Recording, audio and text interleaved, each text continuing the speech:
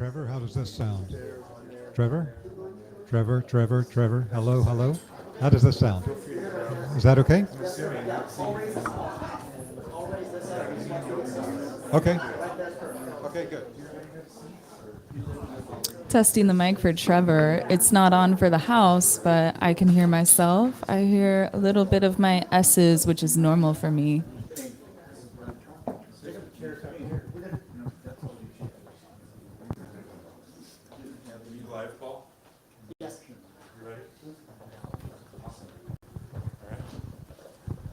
Hello, everybody.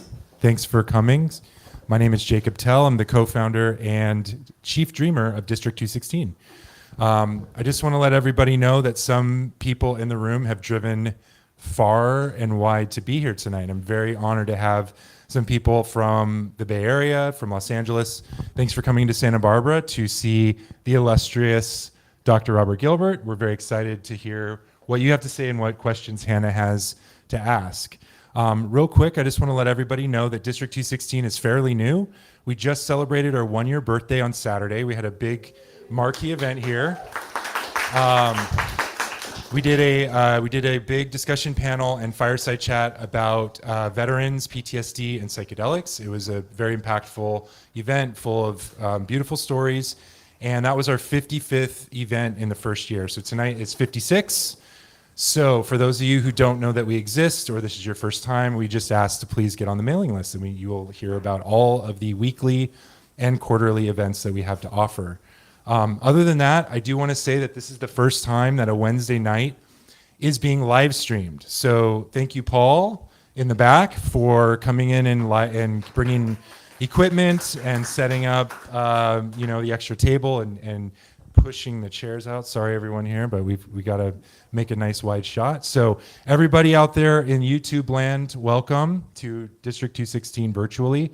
And I do want to say that we are going to field some of your questions at the end during the audience Q&A. So Hannah will have her phone. She'll be able to see what people are asking. So make sure they're really great questions to get Hannah's attention. Otherwise, she'll skip right by.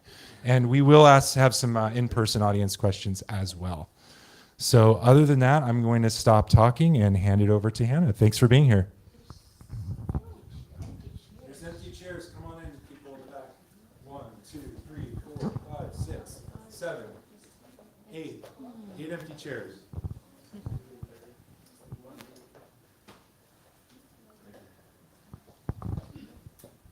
Welcome, everybody.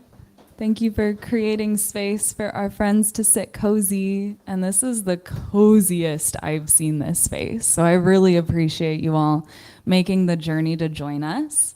My name is Hannah Jo, and I am the interviewer of the District House. And I'm so pleased to be seated here with you, Robert. Thank you for coming out. Wonderful. Thank you so much. Yeah. I feel a curiosity, just so we have a sense of the audience. Who here, by a show of hands, is familiar with Dr. Robert and his work?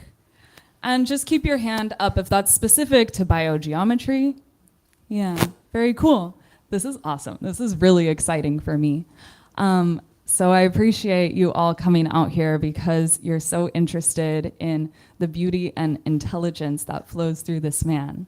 And I also want you to give a brief description for those maybe in the district online membership or tuning in today who don't know who you are.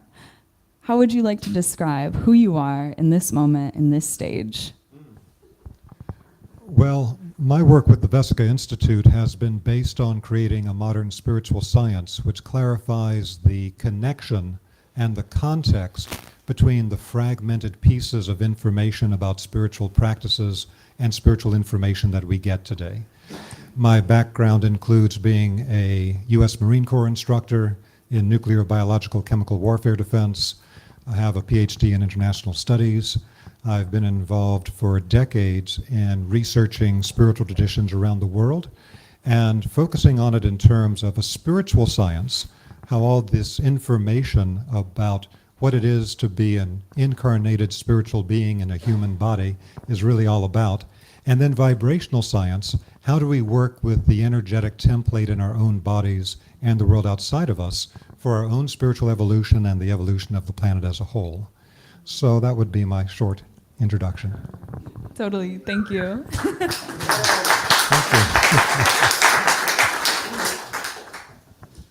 So I love all of that. And I want to understand the intersection of psychotropics, which is the word that you prefer to use over psychedelics, is what I've received just in our conversations. And so I guess my question is two-part. What is your preference, or why is your preference to use the word psychotropic? And when did you become involved with that experience or that study within your spiritual science study? Thank you. I don't have any really strong reason for preferring psychotropics over psychedelic, other than the term psychedelic is used in many different ways as a noun, as an adjective, to describe many different types of things. And I think when we talk about psychotropics, we know we're talking about specific substances that expand human consciousness and that can be used for an evolutionary purpose. So that would be my basic take. In my own life, I use the term psychedelic fairly often. And my friends have referred to my house before as a psychedelic funhouse because I have it full of music and art that is quite mind-expanding, and I love that type of environment. And the other part of the question was? I understand your involvement in the other spiritual sciences, Yes. and when did the psychotropics become involved in that work? I have been certainly around the use of psychotropics since I was about 12 years old, and would observe what would happen with people in the taking of psychotropics. And so having observed the different effects of different types of psychotropics and understanding it within the framework of the classical knowledge of human spiritual development, spiritual evolution, and the activation and structuring of the human subtle bodies is what really has brought me to where I'm starting to talk about it more often today. We're in the midst of a great psychedelic renaissance, and just as I tend to do with everything in the work at the Vesica Institute, I'm working with the different fragments of information and insights that we have today to do my best to restore a coherent whole to it, a context, so we can see what's happening now in the psychedelic renaissance with the spiritual initiation practices of the ancient world and how they're coming back today in a renewed form. Yeah. And I know you're going to go into great detail in your presentation about what you just mentioned with the subtle bodies and how we can begin to embody that in our own practice of psychotropic usage. And there's so much excitement I have in my body right now speaking to you. It's really such a wonderful opportunity, and I thank you.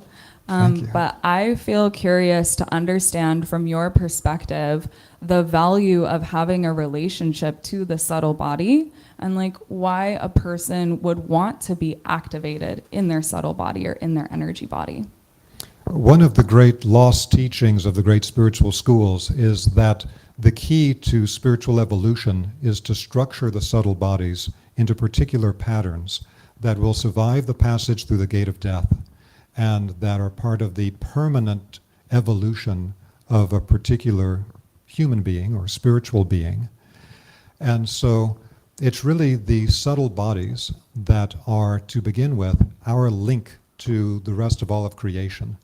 So the most common model today for the subtle bodies is the sevenfold model coming from the Theosophical Society, which was the first international society for the free sharing of spiritual information beginning in the late 1800s in the United States. Before that, there was no venue like that existed. So their formulation from many different ancient traditions into the sevenfold subtle body model is the basic concept that we work with today in the West. And so when we deal with the idea of the divine plane, the spiritual plane, the causal plane, the mental plane, the emotional plane, the vitality level of chi, ki, prana, ether, and then the physical plane, then we need to be aware that what we call the subtle bodies are nothing other than a detachment from each of these planes that we then individualize into what in India and the Himalayas would be called our sheaths that our spirit works through. So we take a detachment of the physical body, formed in the body of the mother from the food that she eats. to create what in Sanskrit is called the sheath made of food, and that becomes our physical body. But we do the same thing from the etheric world in taking the life energy, the ambient life energy, the universal chi field that they talk about in Chinese metaphysics, and we make that into our etheric body. That's where you see in the old Egyptian tradition the ram-headed neter Khnum sitting at the potter's wheel and making this perfect form of a life energy body that will animate the physical body. But it's a detachment from the universal life energy. Same thing for the astral body, which we might consider to be the emotional body. That's a detachment from the astral plane. Then same thing for all the higher bodies. The mental, the causal, the spiritual, their detachment from these higher realms that we individualize to be our own structure. And then at the highest level, the divine plane is where everything becomes one and there is no separation.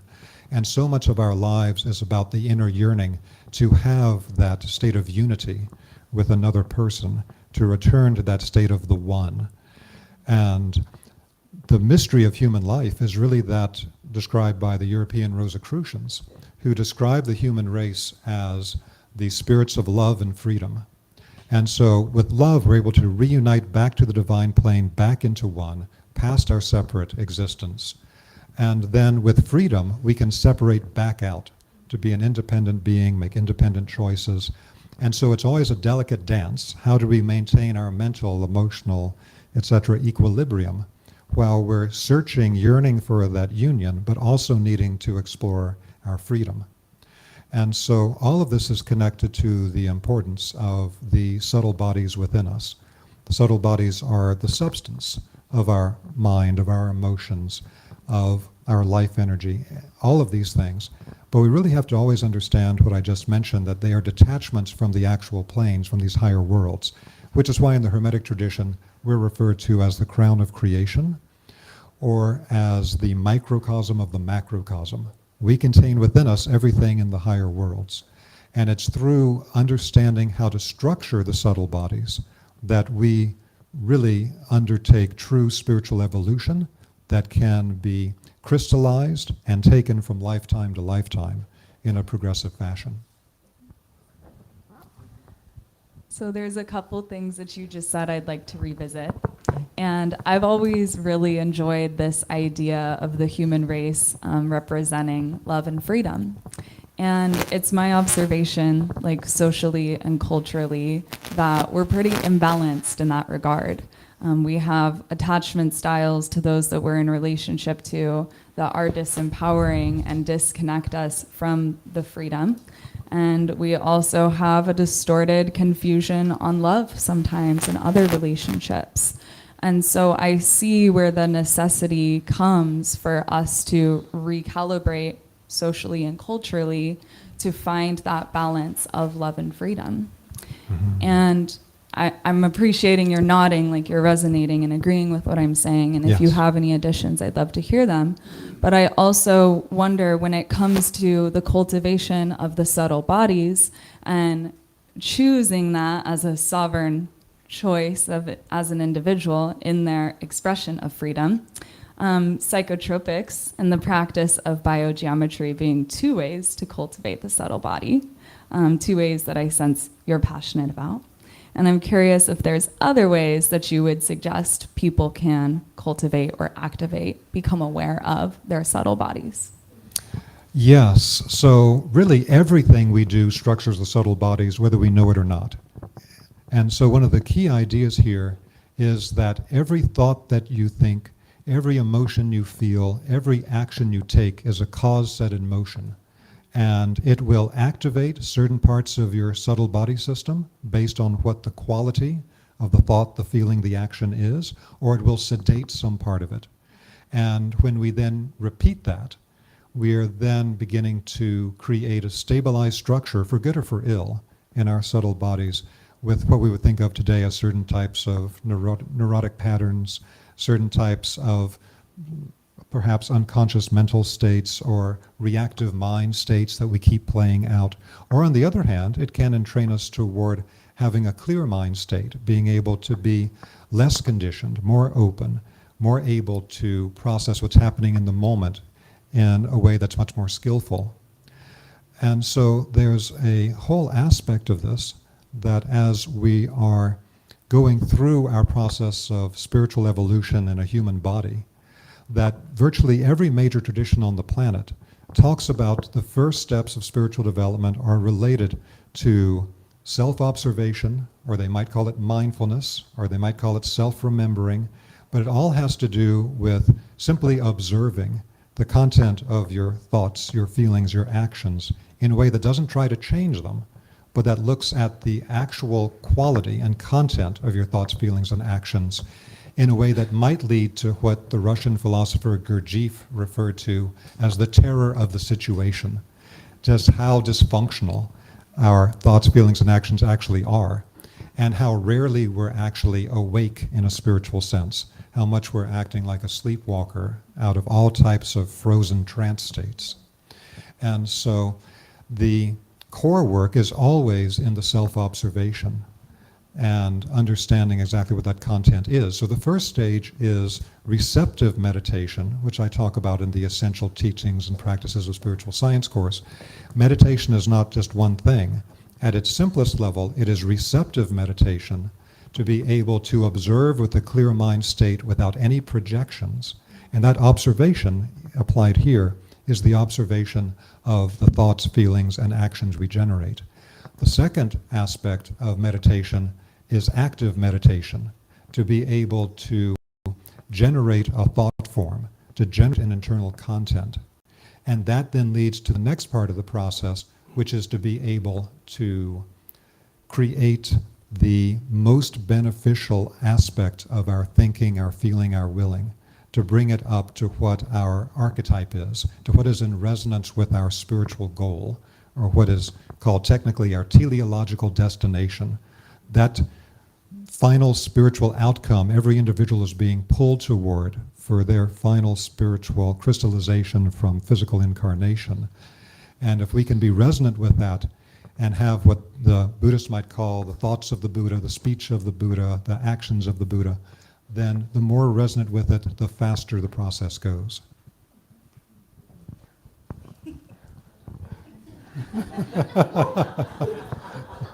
We're all receiving that.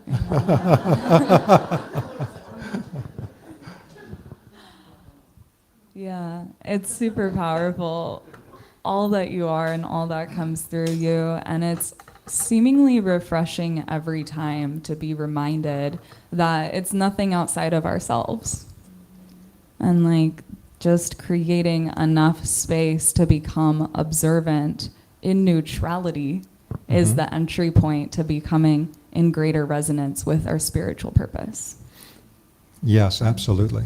And then to connect this to tonight's topic about the psychotropics, then we need to be aware that both classically and today, that psychotropics, one of their first most important aspects, that may be one of the primary things that's being focused on in the medical model today, is that they have the ability to do what in neurolinguistic programming would be termed a pattern interrupt, that they will so shift your perspective that when some of this experimentation began in the 1950s, 1960s, they would find, as most of you are aware of, that for some people, one acid trip would lead to them completely overcoming lifelong alcoholism with one trip because of that deconstruction aspect.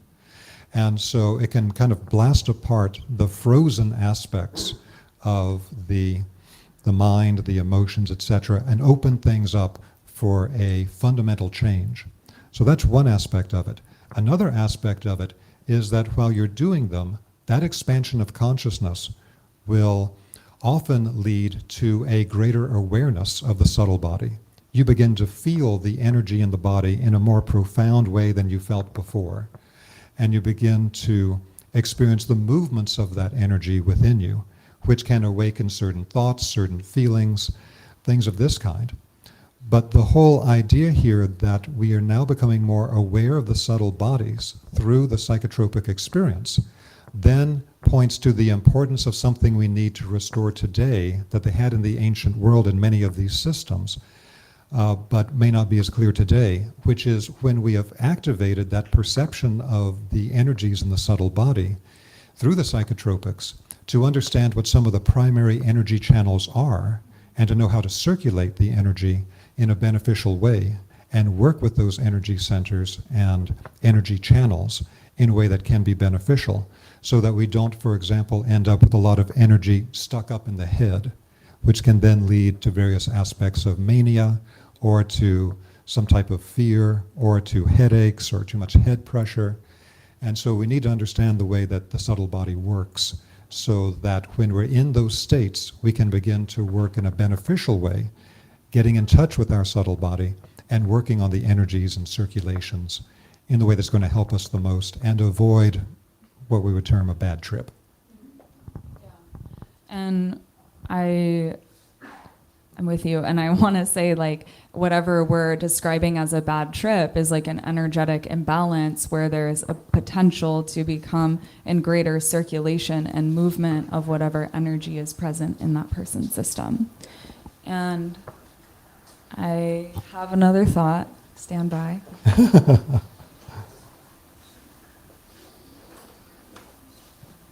Yeah, something else that came up for me when you were sharing that piece is like the cultural and social narratives around feeling and how there's heavy narrative in our Western culture that feeling isn't beneficial, particularly for those who have incarnated in a male body.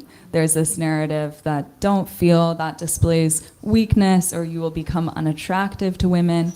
Whereas for the female body, feeling is like too much and like it's overwhelming.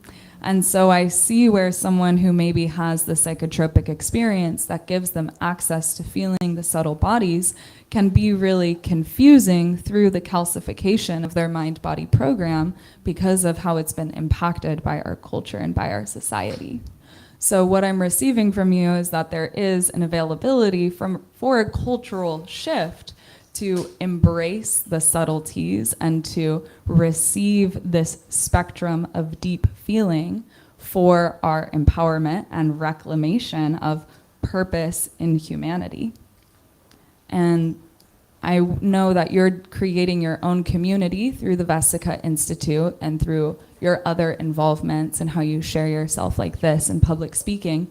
But I wonder, like, what is your vision for doing this work of remembrance in community? It's absolutely essential that as we are moving ahead on the path, that we have a connection to other human beings that we're resonant with to help support us in that work. Otherwise, it can become something very lonely. And so what we have today is a tremendous growth of interest, in this case with the psychotropics, but also with other types of self-help work. Things that were considered very esoteric 150 years ago are now just common parlance for people related to basic psychological processes, emotional maturation, self-help work. That has already come a very long way in just 100 years.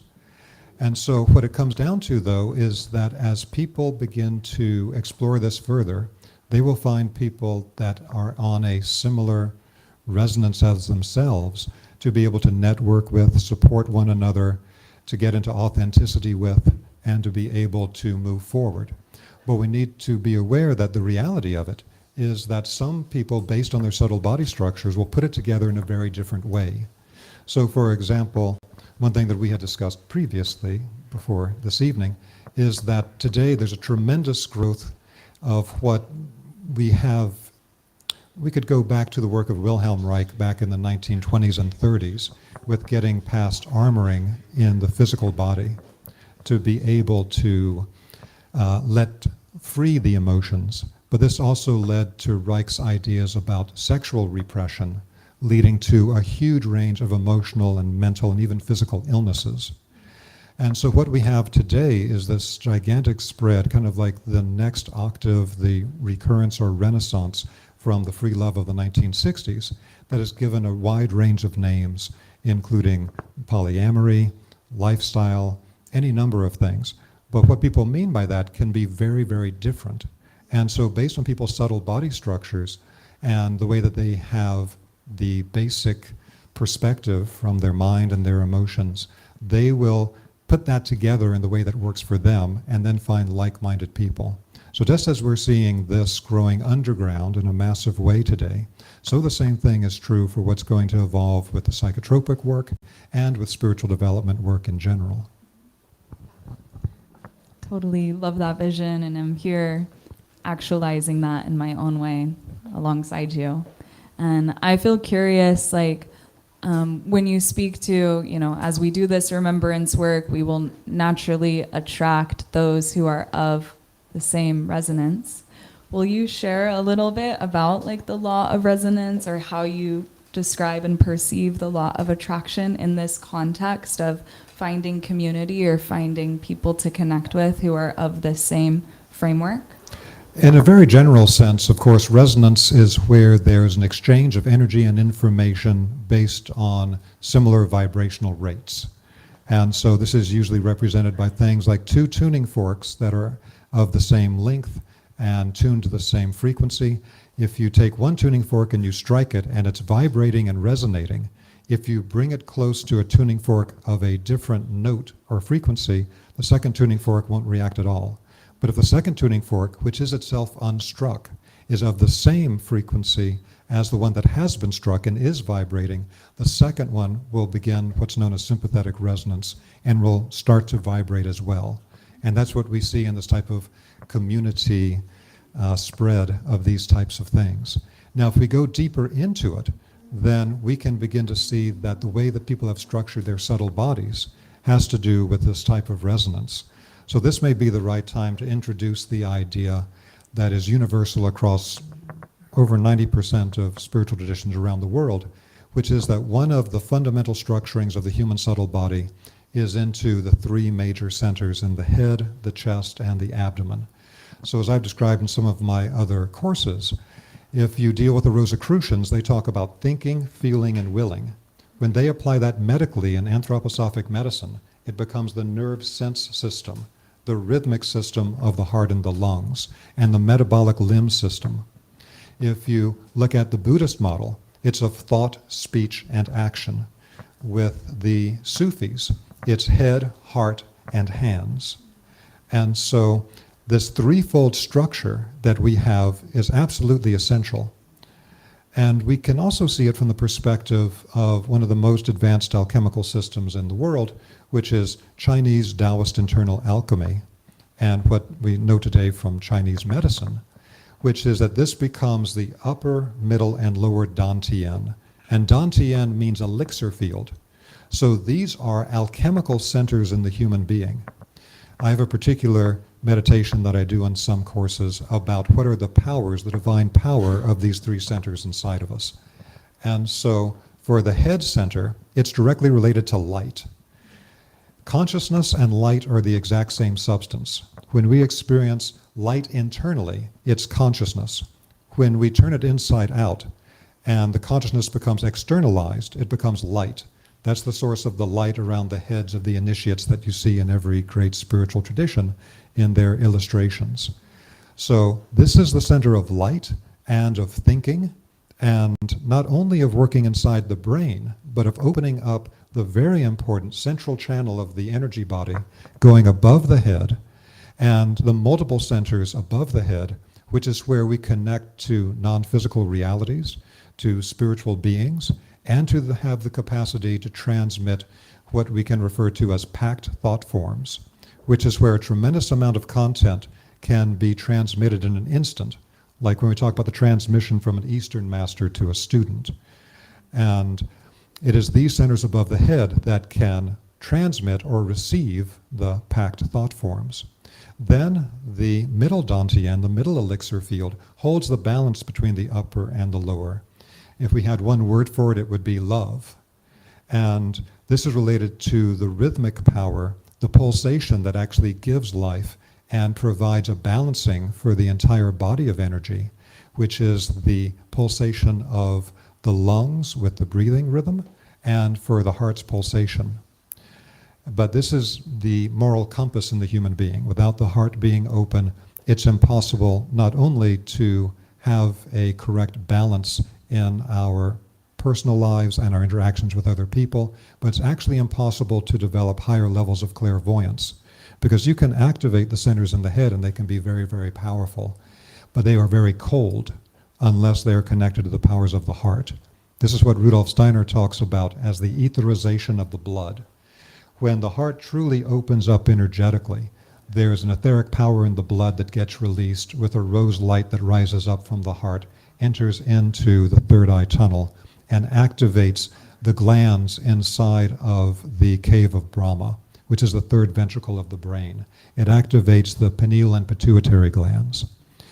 And so the heart is absolutely essential for that higher vision, as well as simply having equilibrium in our emotional and general life in the world.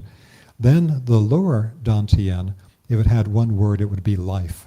It is the source of all life energy, all life forces that not only keep the body alive and vital, but they're also the motive forces that allow us to accomplish anything in the world, which is why, for example, the Sufis talk about head, heart, and hands. It's this that activates the limbs to take action, and for us to be able to transform the world in what in biogeometry and many other traditions we talk about as the new golden age.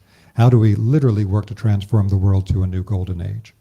Not as a metaphor, but since that golden energy is an actual real vibration that we can work with and cultivate as taught in biogeometry, we can literally create a new golden age. Now, these powers of the lower abdomen are extremely important, and they are what are linked to what in Chinese internal alchemy and Chinese medicine is called the Jing. The Jing is the most dense part of the core life force. The Jing is expressed after puberty through sexual energy and the sexual fluids in the body. And so this then leads to things like Wilhelm Reich's work, which then led to everything we think of today having to do with mind-body therapies. Of the sexual energy becomes a barometer for the level of vital energy, but it must be integrated with the heart and the mind to become something that's fully integrated with the individuality of the person and moving them toward the final destination. So understanding about these three particular centers, the way that we have activated them, because people will tend to be more heavy in one of these than the other. Some people are much heavier in the head, some are much more in the heart, some are much more in the will center. That's a very simple beginning analysis. From there it can get much more involved. But one thing that we need to do, and that the psychotropics are involved with, is to be able to alchemically merge the powers of all three. So all these energy centers must be activated and must be merged together. But based on what of these centers are active, or which ones have been merged and working together, that will tend to be an invisible arbiter of what people we feel in resonance with that have a similar activation of the subtle body. Yeah, you can clap. Yeah, so something I want to add to my comment earlier about the cultural and social narratives of feeling is there's also a heaviness around sexuality and a disallowance of that culturally and socially.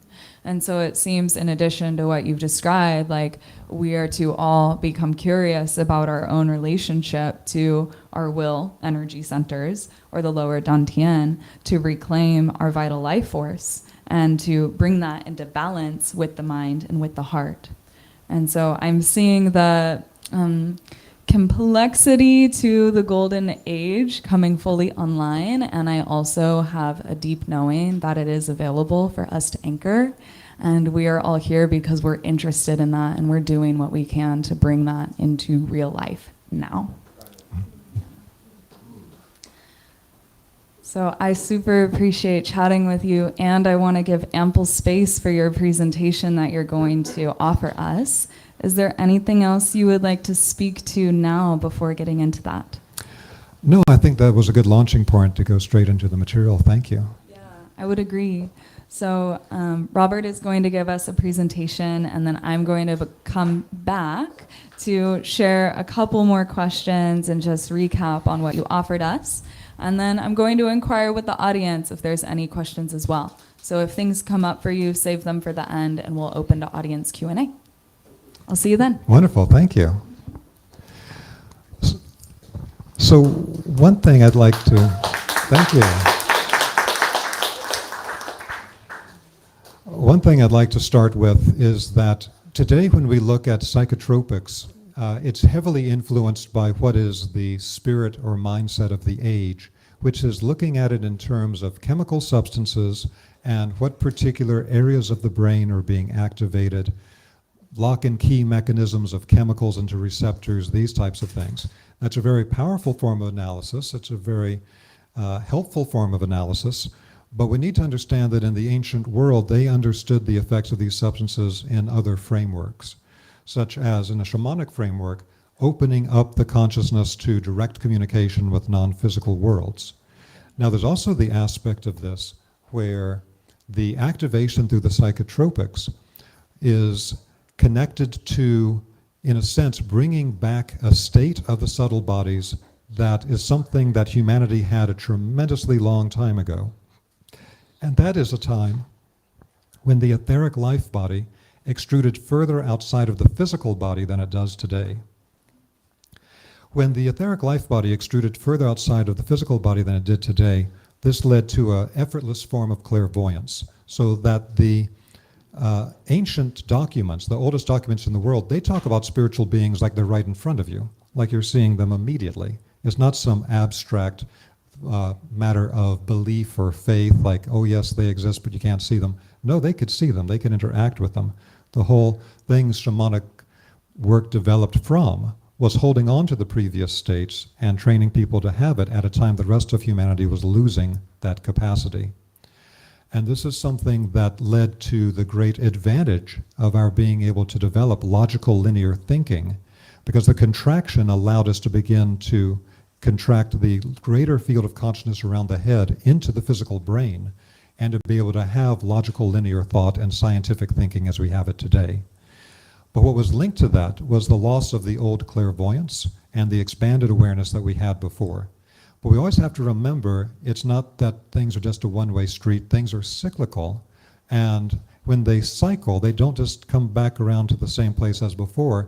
They move one octave higher, so it becomes a spiral vortex higher. And so with our regaining this older form of clairvoyance with the etheric body activation, this is something that can, in its current form, be alchemically unified with the logical linear thought that we've developed over the last several thousand years to be a new form of clairvoyance. The first stage of it is what the great Rosicrucian teacher Rudolf Steiner referred to as the new etheric clairvoyance, to be able to perceive life forces in our own body, life forces in the world around us, through the awakening of this new form of perception. And so the understanding is that when the etheric body was much further outside of the physical, that allowed us to perceive non-physical things. It also led to the capacity of very advanced spiritual adepts to have power over nature forces that is extremely rare today. Only very, very high masters today have these types of powers that we see in the ancient text, with them parting the sea and being able to control all the nature forces and things like that. There's a great Greek Christian Hermetic master, Stylianos Ateshlis, who had amazing abilities in his last incarnation. He died in the 1990s. But he said, when I was an Egyptian hierophant in the court of Akhenaten thousands of years ago, I was able to control nature forces in a way that even I can't control them today because of the contraction of this etheric body force. So we've contracted it, and we've gotten certain things from it. One is that we've become more independent, we've become more individualized, and we've become more into logical, linear, brain-bound thinking. But now that we're moving upward on this particular movement, we have the aspect that one of the effects that the psychotropics is having is that the psychotropics, many of them, if you examine them, they're a poison. And if you were to take too much of them, you'd probably regret it. But if you take a certain amount of it, what they're doing as a kind of the dose makes the poison is they're making the etheric body expand. And when the etheric body expands beyond the confines of the physical body, then it opens up all these perceptions that people can have when they're very heavily into an acid trip, mushroom trip, these types of things, and perceiving these deeper realities. But we have to be aware that this is an expansion of what's already inside of us. When it's expanding the etheric body that's already in us, The fact that then after the experience, when the drug wears off and everything contracts, it's like a rubber band snapping back. And then for the next 2 days, you might feel kind of dull-witted or tired, or you just need to hang out because you don't have that level of vibrancy. But for a while, you bought yourself 8 to 14 hours of intense electrical activity throughout your body and brain, where you're able to make insights that you wouldn't have had otherwise. So with this particular activation of the subtle bodies, it's also related to how much people have done preparatory work to prepare their subtle bodies for expansion. So in the ancient world, there would be years and years of preparation in many cases before people did the most advanced practices, or in some cases perhaps before they did some of these substances. In other traditions, they would give the substances almost immediately to expose you to another world. It really depended on what the pathway was. But the thing is that, let's talk about, for example, the model of the chakras from the Hindu tradition. Now, for most people in the world today, the chakras are not fully active, and their form, not being fully activated, is somewhat misshapen. And so when you then apply psychotropics to it, and you are basically juicing up the whole system, then your perception is going to be governed by how correctly formed and active the chakras were before you took the activating substance. So some of what people see as far as what are not true perceptions of spiritual realities, but rather hallucinations, have to do with the misshapen quality of the chakras as they become organs of perception, because every chakra is an organ of spiritual perception. And so as they get opened, again, you're going to see clearly or not clearly based on how they've been developed. Now, this was also something, if I could use a metaphor of recent spiritual development. In the 1960s and 70s, we had many Eastern teachers come to the United States, to Europe, and begin to offer teachings. So particularly Himalayan methods, which were very powerful. However, they taught, for example, Kundalini awakening methods in an ashram over a period of many years after there had been a sufficient purification and preparation of the chakras and the subtle energy channels through Hatha Yoga, Raja Yoga, and many other systems, so that when the Kundalini was activated, it would go through Sushumna to the crown center and lead to a proper activation. What happens if that preparatory work hasn't been done, the blockages in the subtle energy channels leads to what's called a diverted rising. Then you have a tremendous amount of high voltage energy rising in the body but going into the wrong channel. And that led to many people developing Kundalini sickness. So the Kundalini sickness leads to various types of hallucinatory states, manic states, depression, tremendous pain and heat in the head, things of this kind. And so, again, we always have to bear this in mind. I'm not saying here a particular thing is good or bad. I'm not recommending a particular thing to you or not. I'm just looking at the phenomena so we understand how these things work. So the antidote to this, after this happened in the 60s and 70s, is that some of the deeper knowledge of the Chinese internal alchemy that had not been made public ever before, very deep knowledge, in the 1980s began to be released to the public. And one of the first things they released was the method of connecting the energy that goes up the spine, the governing vessel, to the energy that goes up the front channel of the body, the conception vessel. And so what was happening is that a lot of people doing these Eastern methods without sufficient preparation is they had a lot of dynamic life force from here jammed up in the head. And as long as that's there, it's going to lead to a lot of problems and a lot of pain. The most famous book about this is the book called Kundalini, the Evolutionary Force in Man by Gopi Krishna. He was an Indian who suffered from Kundalini sickness for many years himself.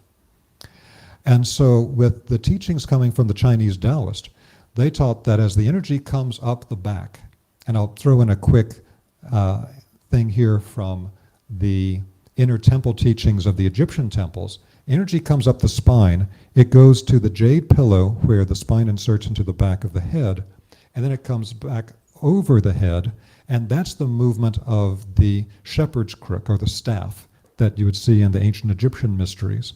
It's coming up, then it's moving over, and then it comes out to here, and where the staff comes out like this is the uraeus, where it's coming out of the frontal part of a higher third eye center. And so What happens is it then continues down to the upper palate. So what was known to the Taoist, but not taught with most of the Indian teachers coming to the West, is that simply by touching the tip of the tongue to the roof of the mouth, you could let the energy that has come up the spine go down the tongue, and it will then run down the conception vessel, down the front of the body, and you then create what in Taoist internal alchemy is called the microcosmic orbit, to be able to circulate this energy. We're not taking questions at this time, we'll take questions at the end. And so this movement of the energy into a complete cycle is something that I wanted to mention here as something that is actually very useful for any person that does any energetic practices, and particularly with psychotropic use. Because you can find sometimes, particularly with certain substances we'll talk about in just a moment, that you can get a lot of energy jammed up in the head. If we understand human energy anatomy, you cannot safely store dynamic life energy in the head. It's not constructed for it. The naughty, subtle energy channels in the head and the brain are simply too sensitive. They're like wires that can't take that level of charge.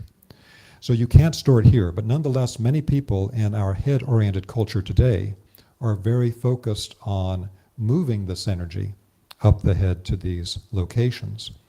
And it happens almost subconsciously that we try to bring everything here because we think we're here. Like, I'm here where my thinking is, that's me. But if you bring it all up there and you don't move it, it leads to these problems.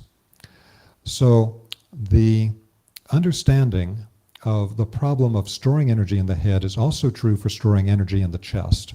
If you store it in the chest, then you'll get heart palpitations and various types of heart issues and lung issues. And so the only safe place, and this is well understood and taught in Chinese Taoist internal alchemy, is in the lower abdomen. Because the lower abdomen, as we talked about a moment ago, is the source of the life energy. And it's a type of alchemical chamber that can hold tremendously powerful vital forces. We should be aware that when we received all the vitality and nourishment from our mother in the womb, we received it through the umbilical cord. The umbilical cord does not connect into the third eye. It doesn't connect into the heart. It connects into the lower abdomen, because that's where we can store and use that energy safely. And so the Taoists understood very well that we need to not only circulate the energy up the spine and down the front by connecting the two channels with the electrical conductor of the tip of the tongue on the roof of the mouth, but also that we would then, after the circulation, store the energy in the lower abdomen, which is tremendously important. So this is to provide, again, some more context around the idea that in addition to having the deconstruction of the rigid mental and emotional perspective processes when we take the psychotropics, it also activates our experience of the internal energies in the body and the ability to work with them. So I find many times that I would do, let's say, a seminar with people, and I'm telling them about these internal energies, and I'm showing them very basic ways to get in touch with them and move them. And many times I'd have people come back to me at a later time and say, you know, when you first taught it to me, I understood it intellectually, but then I was off with my friends tripping the other day, and I actually felt it. And I found that I could do what you were talking about, which is simply a classical method, which is that the mind leads the energy. If you put your attention where the energy is in the body, and you then move the mind, the energy will follow the mind. So you can circulate the energy through any parts of the body by simply having the mind lead the energy. So working with these energies then in the lower abdomen, this is the safe place where we can store dynamic vital energy. Now, as I mentioned a moment ago, it's also very important to understand that we are a type of triune being where we have the light, the love, the life, the thinking, feeling, the willing, upper, middle, and lower elixir fields. And because they're elixir fields, every one of them has their own nectar, as they would say in the Himalayas, their own quality. But when we merge them together, they become something much, much more powerful. It's like when we move from soul cultivation in spiritual work, where we're just doing our own meditations and developing our own mind and energy on our own, and we then move to what's known as dual cultivation. In dual cultivation, we're now joining that with another person, and that supercharges the system. If it's a person of sufficient resonance with your system, and the right vibration, it can lead to tremendous alchemical benefits. And that was always understood in the ancient world, soul cultivation and then dual cultivation. Now, when we're looking at these different energy centers, there are ways to start combining them together. So, for example, when we activate the head center and we activate the heart center, we need to link them together in such a way that it's like the heart is seeing through the third eye. And so literally, the heart sees through the physical eyes, through the third eye, and also the warmth of the heart needs to warm the thinking. That's what leads from the type of very cold, penetrating, sharp, manipulative clairvoyance to a type of warm, loving, beneficial clairvoyance. Again, without the aetherization of the blood and that warmth, this can become very powerful, but is very manipulative. So the same thing is true when we add in the powers of the lower abdomen. Lower abdomen with the dynamic life forces. Now, the challenge of this is that, of course, this is directly linked to the sexual energies, because there is no difference between sexual energy and core life energy. But when you live in a culture that has all types of neurotic processes around sexuality, and then when people began to explore it, there's always a pendulum swing. However far it's been pulled one way, off the center, it will, with its own momentum, go just as far the other way. So it's often the people that grew up in the most repressive religions or environments that then go the wildest off the charts when they start to explore their sexuality later, when they abandon all that. It's a mechanism. It's a simple pendulum swing. But we have to be able to engage with that dynamic life force. And so the linking together of these three centers is something that I think can be very important. So one thing that I want to offer to you as a potential model or a concept for those of you doing your own exploration with psychotropic substances, which is a lot of people today, what I'm about to tell you is not a medical prescription, and it is not even a recommendation. It's like something, you understand it and you make your own choice. So we can see that certain types of substances will activate the different dantian. So when someone does particularly a lot of LSD, but also certain strains of mushrooms, they'll get a tremendous expansion of the energy in the upper dantian. I've had many friends say to me in the past when they were like tripping really hard, they'd say, I'm just a big head at this point. They're not moving around, they're not going anywhere, they're just a giant head. They're pure consciousness, they're all over the place, they may be taken off to another system somewhere, but they're not really in the body. And so you get this huge expansion of the upper field, the head field, and the consciousness becomes very, very strong. And if it's properly used, it could be used to circulate the energy in the body more fully. It could be used for accessing information and experiences in realms beyond the physical realm, all these types of things. Then we have the substances that work to activate the middle dantian. And today, the most common ones for this are MDA and MDMA. So it's significant that they are often referred to as empathogens. They're empathogens because they really do activate the energy of the middle dantian and the heart energies. So sometimes people call them love drugs. So one of the things that's very remarkable that you can experience, for example, on MDA, in the Rosicrucian spiritual science, there's an understanding that etheric life energy has four qualities to it. There's the warmth ether, which is literally experienced in our bodies as warmth in the body. There's the light ether, which is connected to light. There's the chemical ether that's connected to watery substance. And there's the life ether that's connected to the life force inside solid substance. The reason I'm mentioning this to you now is that one of the experiences that you can have on a sufficient dosage of MDA, if you have a partner to be with, is that you become hypersensitive and hyper-aware of the warmth ether. You become hyper-aware of the warmth in your own body, and the warmth of a partner's body becomes the most blissful, ecstatic thing that you can possibly contact.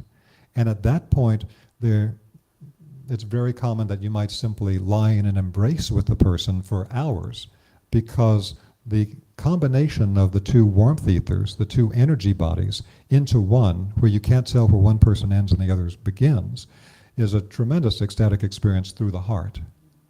That's just one example of MDA, MDMA type of experiences, but they very much activate the heart energy. This is also connected to the spiritual forces within the plant sassafras, which is connected to these substances. Every plant substance is connected to a divine essence. So before I go on to the next stage, let me just make a very quick comment that from a spiritual science perspective, everything that exists in the physical world is a crystallization of what at the divine plane level, at the highest level, was a thought form in the mind of God.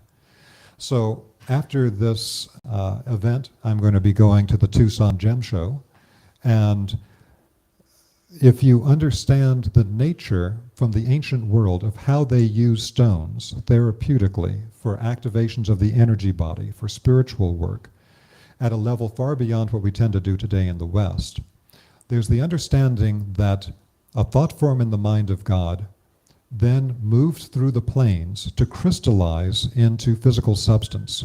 And that became a particular siddha, a particular power, a particular function, an energy quality. And so all the different stones that are talked about in the ancient world, like the 12 stones of the breastplate of Aaron, without which the high priest could not enter into the Holy of Holies in the Temple of Solomon. Why is it that you had to have 12 specific stones worn on your body over your chest to be able to enter into the Holy of Holies? Every one of these stones then becomes a literal crystallization into physical matter of a divine power. I've been very fortunate to be able to study the work of an amazing Taoist internal energy expert who's the 88th generation lineage master of the Jade Purity lineage. His name is Jeffrey Ewan, and he teaches in the US. He's an amazing guy. Along with many other Taoist things, he teaches about stone medicine. When stones came to the stone knowledge from the Taoists came to the US, it was primarily through Jeffrey Ewan. Because when the communist Chinese took over China, they killed many of the Taoists, they destroyed many of the Taoist monasteries, and they took the knowledge of Chinese medicine, which was originally completely Taoist and completely linked with spiritual concepts. They stripped away all the spiritual concepts to create TCM, and they kept in the plant medicine because that was like Western pharmacology. But there was just as developed a stone medicine as there was a plant medicine. And they didn't transmit the stone medicine. In fact, they killed most of the masters. So through Jeffrey Ewan's teachings, you find out about how the Taoists understand the powers in the stones, and it's very different than what you hear in Western crystal circles. I give that as a quick illustration of this concept. And so every one of these stones is a crystallization of a divine essence. The question is, do you know how to tap into it to get the power out? Most people, when they have beautiful stones in their home, they have them in such a way that they're not necessarily receiving the benefit of the stone. They're not on a specific energy center of their body. They're not on a power spot in the home that would radiate their energy further into the space. But all these things would be possible. It's what they did in the ancient world. The reason I've just told you all that, other than as something I just like sharing with people, is that the same thing is true for different types of substances, different types of plants. They become the manifestation not at the mineral realm, because we have to understand the mineral realm is the most stable aspect of physical crystallization. So a stone can hold its divine essence vibration for millions of years, but a plant only holds it for a much more limited amount of time. The plant has it while it's living, then if it's harvested, until the vital oils dry up in it, it has the power, but once those oils dry up, it's gone. So the reason that the Taoists would use the stones is that they're the most permanent source of that energy. But the plants have it too, and the plants have something that the stones don't have. The plants have an etheric life body that is active and moving. So they have an etheric vitality on another level, to where it doesn't take as much work to tap the energy in it sometimes, if you're working with a plant versus the stone. You can't just eat the stone, but you could eat that plant, and in some cases that would lead immediately to either nourishment or a psychotropic trip or whatever it might be.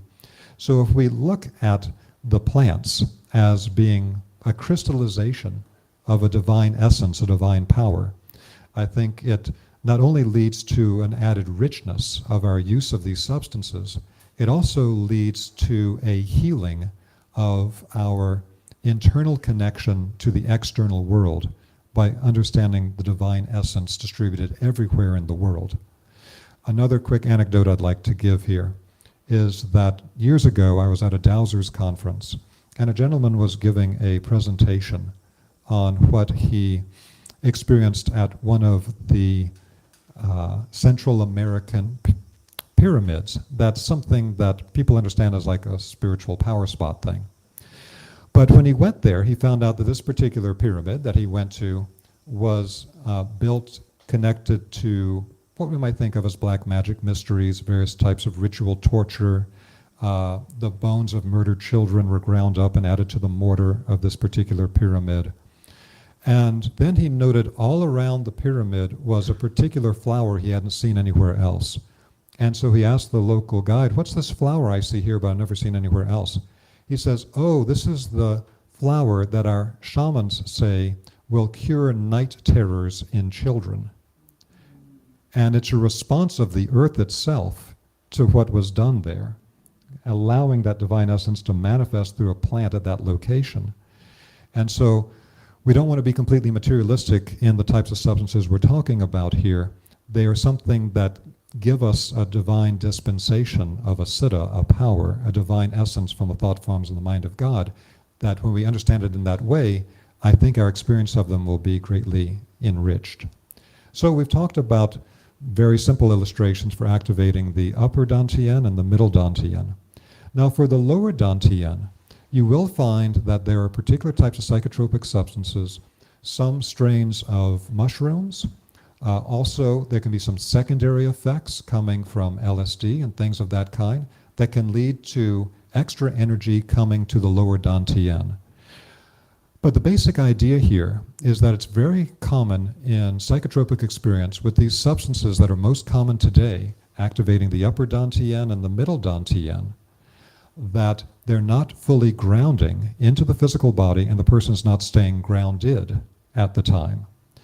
So if we were to activate all three centers and put a little more attention on activating the lower dantian at the same time as the upper and the middle, we could get all three activated, and we could be not only deeper into the physical body for an embodied experience, we could also be grounded for a way that is going to alchemically change the quality of the entire experience. And so there are certain substances that we can do to activate this. Now this takes us back to the idea that the core life energy in the lower dantian is the exact same thing as sexual energy. So certain things that are linked to activation of sexual energy are also linked to activation of the lower dantian. So because we have a culture that's not very healthy in talking about sexual activation, it becomes sometimes a difficult topic, but nonetheless, I'll talk about a few substances that work for this. One thing that happens is that pharmacological companies will examine certain substances based on what they want as something that they can sell. And so they'll explain certain substances in terms of what can be easily understood and prescribed for a particular challenge. So some of the major movement in the Western world in recent times has been for men for erectile dysfunction, because that's a market that's huge and they know they can sell that. There hasn't been anywhere near the same attention for women for activating the lower dantian. But what I found is I went back to the original literature and I looked at the original case studies. I looked at the original notes from the pharmacy houses for when they were doing the testing. And so when it's told to the public, they say, well, things like Viagra and Cialis and Levitra, they're all basically the same. They're all PDE5 inhibitors. PDE5 inhibitors being inhibiting a particular chemical that prevents men from getting erections.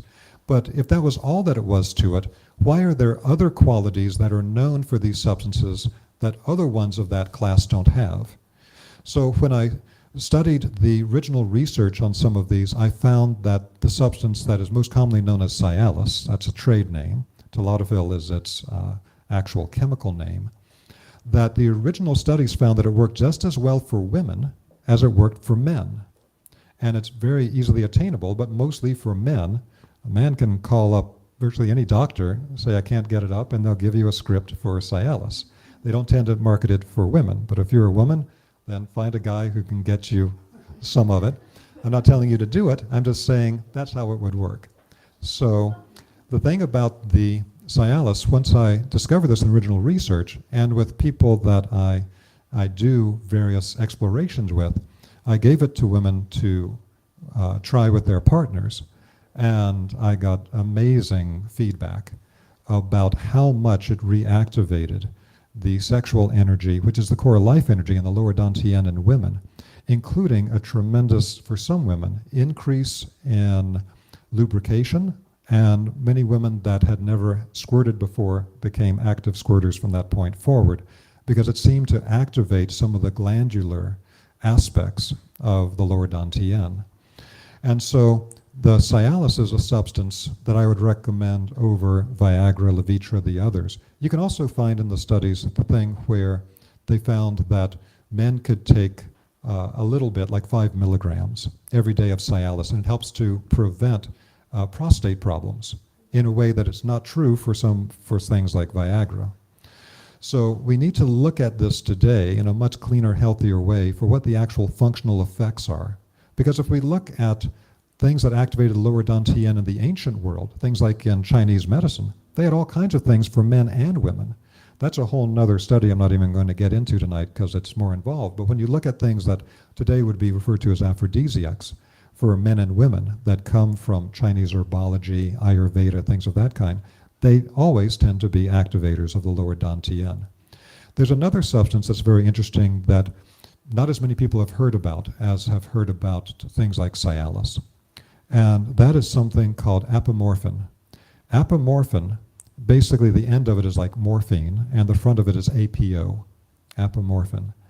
And apomorphin is chemically related to opiates, but it's so chemically altered that it's not addictive, it doesn't give you any opiate effects, like it doesn't give you any pain relief or anything like that. There's no opiate effects, and if you were to take a bunch of it and get a drug test the next day, there would be no sign of opiate taking. So it's different enough from opiates that it works differently in the body.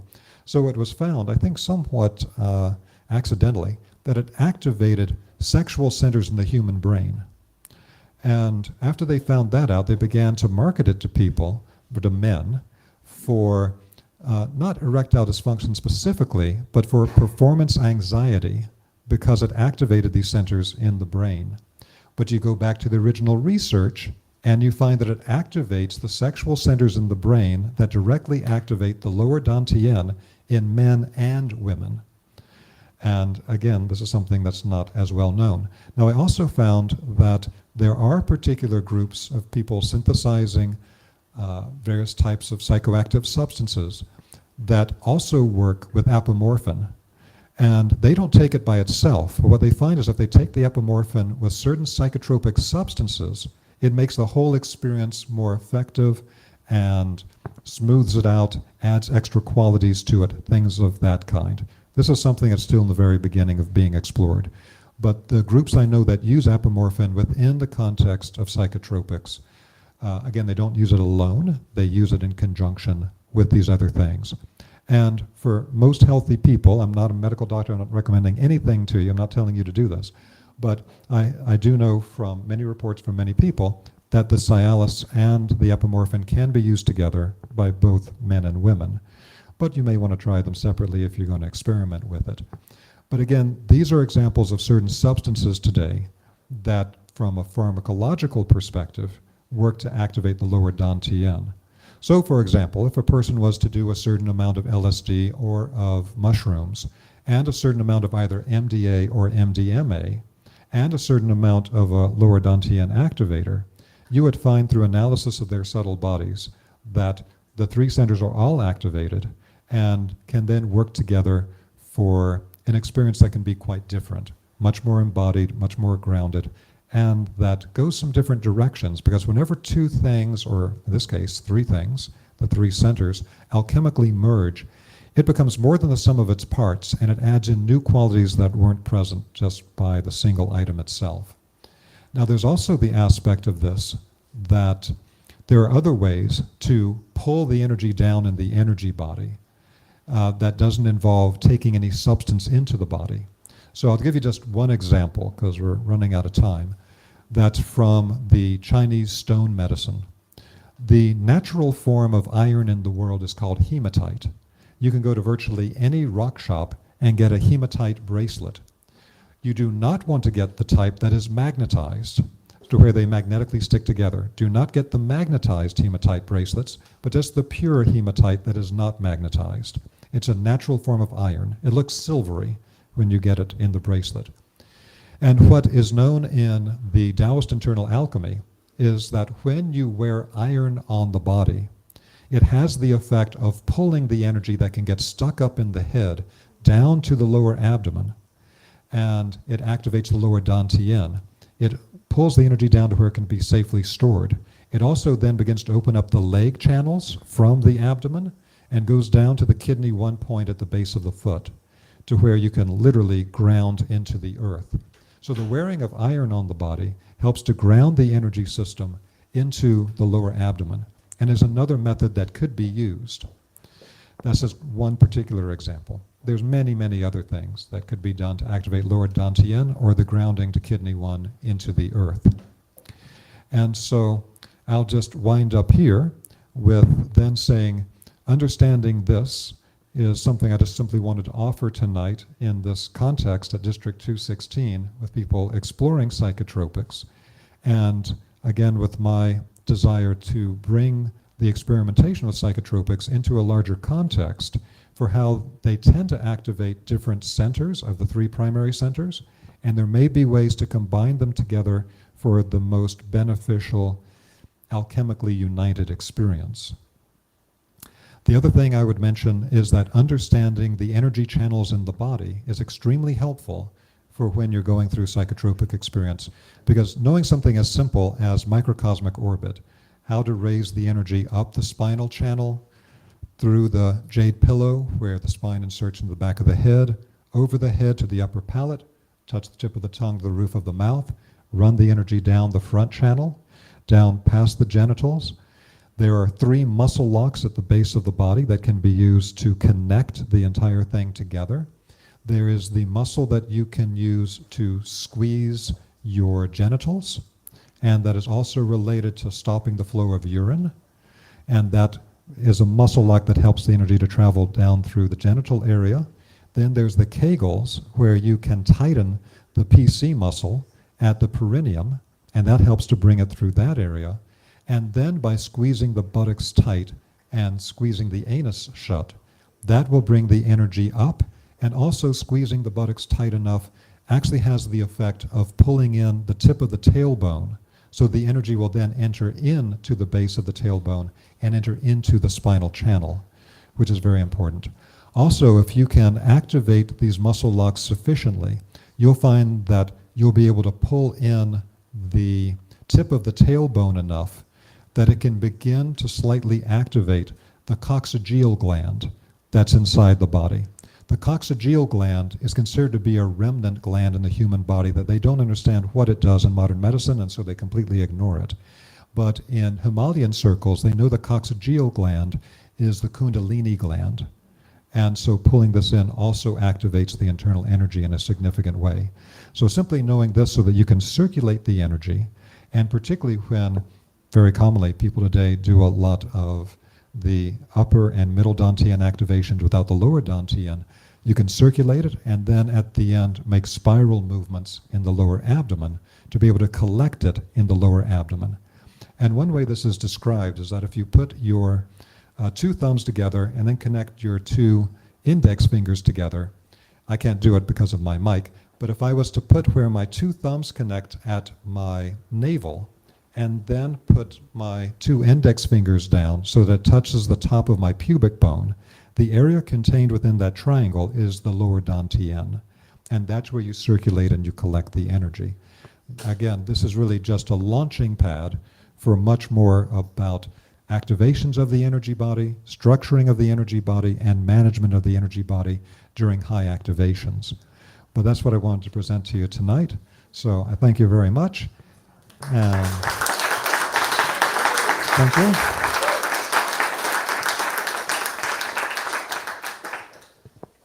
And I'll turn it back over to you. Thank you.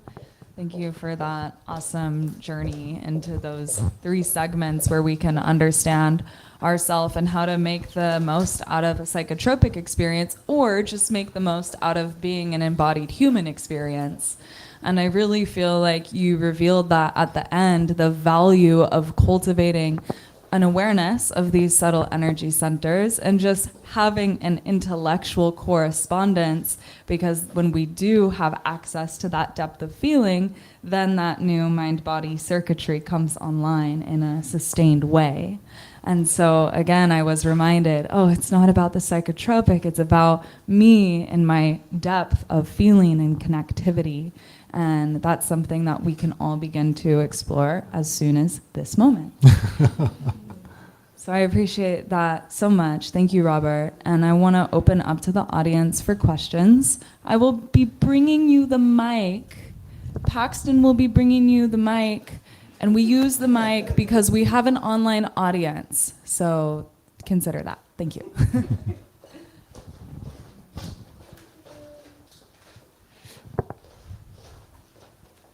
Hey, good evening. Question, I guess it has 2 parts. One interesting concern, I don't know if you're familiar with the work of Dan Winter.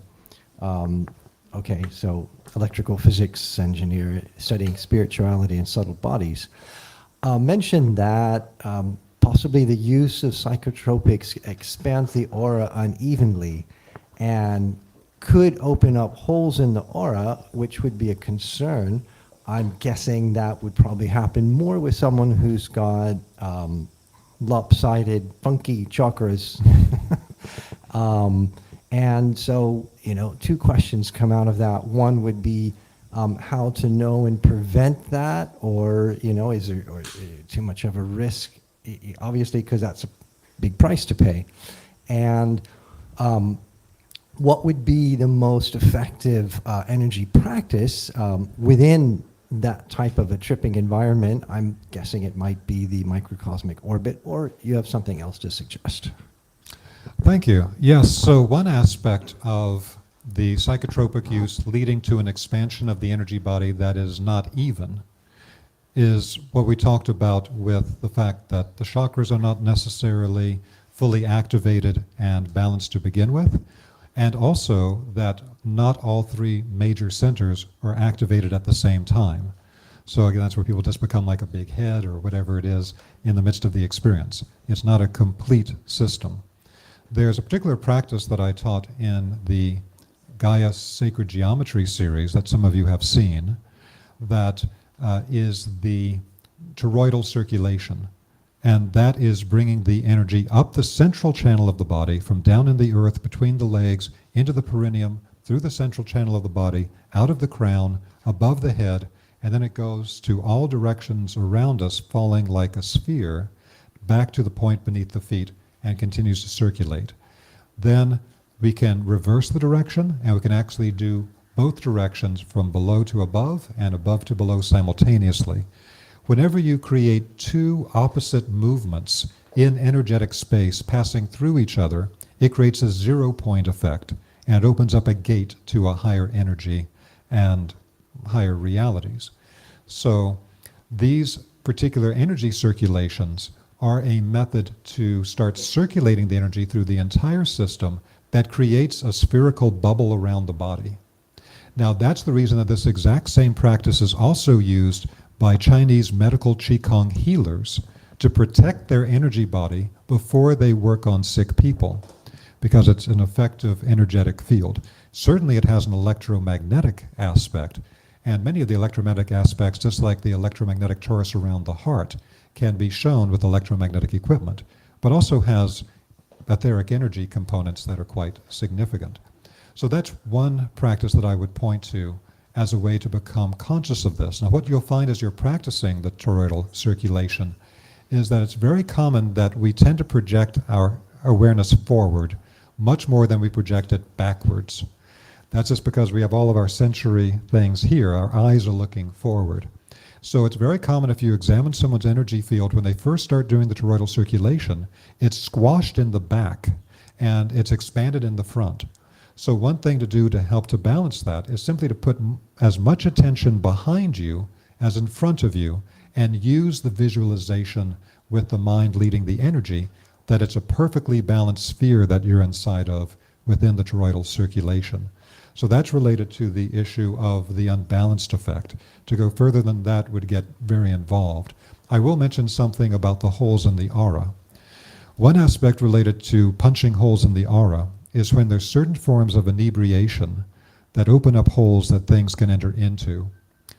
The founder of the worldwide pranic healing system, Master Choa Kok Sui, would sometimes take his senior disciples to a bar, not to drink, but they would sit in the bar and they would pranically scan the patrons and they would scan the rafters of the bar. And they would find that there were all types of dark, very simple types of entities gathered around the rafters. And his students would say, well, what's happening here?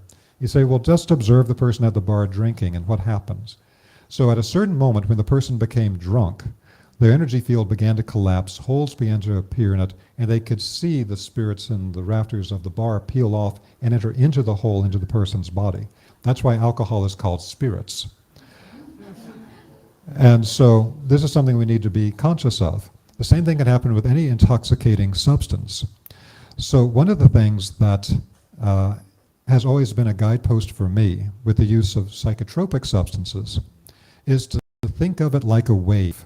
And you're looking for the dosage that creates a wave that you can ride while staying on the top of the water, not that is a 100-foot wave in Hawaii that crashes on top of you, knocks you down beneath the water, you're tumbling head over heels, cut up by the coral, have no idea which way is up to get back to the air. So I find that you don't get some of these difficulties with the energy field in the holes if you're doing the dosage that you can ride as an energy wave moving you forward to a destination rather than just being blotto and all over the place. So that would be my response. Thank you. Can you compare the toroidal visualization with the Merkaba visualization? How are they different? It's a little bit involved. What has been popularized as the Merkaba is the star tetrahedron, which, without getting too complex, it is derived from the three axes of physical space. We have front, back, side, side, top, down. This is a thought form in the mind of God that becomes the template for creating three-dimensional worlds. So that's the three axes of physical space in a 3D world. By connecting up the ends of the three axes, you create a form that looks like a pyramid up and a pyramid down that's called an octahedron. Then if you take the center of all 8 faces and you move it outward to a point, it creates the stella octangula, or the stellated octahedron, which is better known to the public as the star tetrahedron, which is what Leonardo da Vinci called it. Now, this is the form of the human astral body.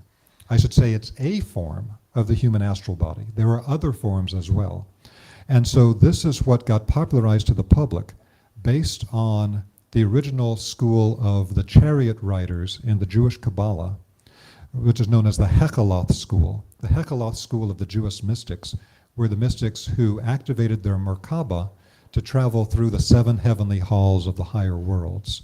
And this was a very powerful school a little less than 2,000 years ago.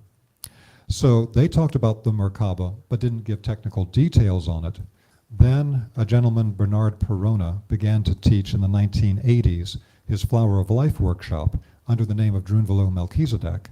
And so he taught this form of the star tetrahedron that you rotate around the field, calling it the Merkaba.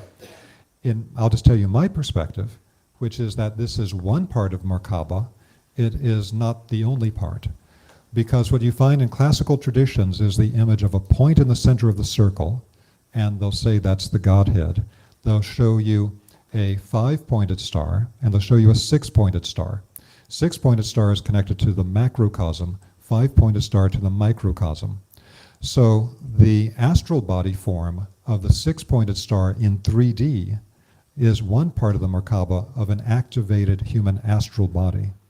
The five-pointed star, which is more of a two-dimensional plane form, and is what we get in the movement between the 2 feet, the 2 hands, top of the head, and the heart.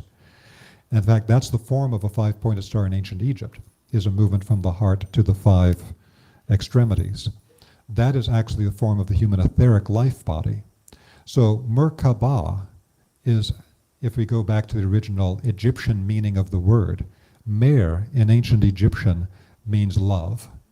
Ka is the name for the life energy body. The Ba is the name for the astral body. So what it means is the etheric and astral bodies activated through the force of love to become an activated subtle body that can be magnetically attracted through the 7 heavenly halls back to the divine. So that's an understanding, a very quick understanding, of some aspects of Merkaba. These Merkaba forms are related to rotation, and the point in the center of the circle of this series of the 3 is also related to the toroidal circulation.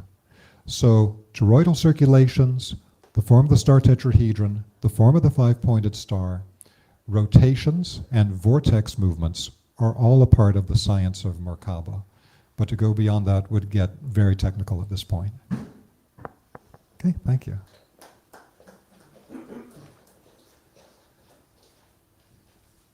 Thank you, Dr. Gilbert, for being with us tonight.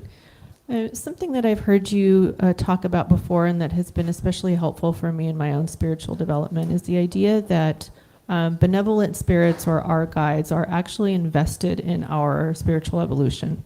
And I'm wondering if you could speak a little bit more about that or even point us in the direction of more information. Wonderful, thank you so much. So it is very much the case that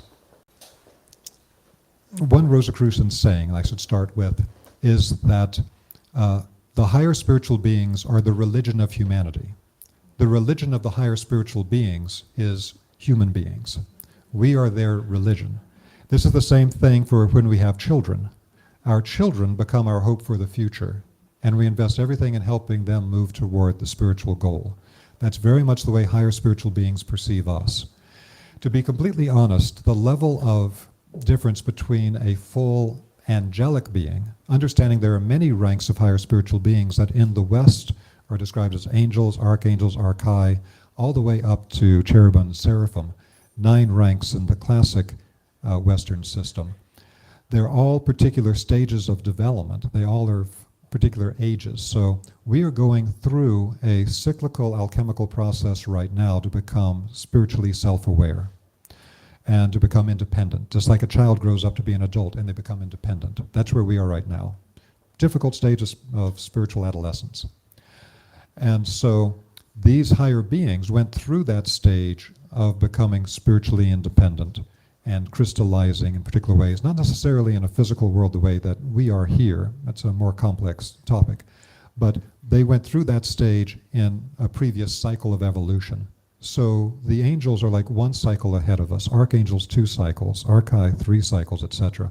Even for a full angel, a full angel compared to a human being is very analogous to the state of development of a human being to a dog.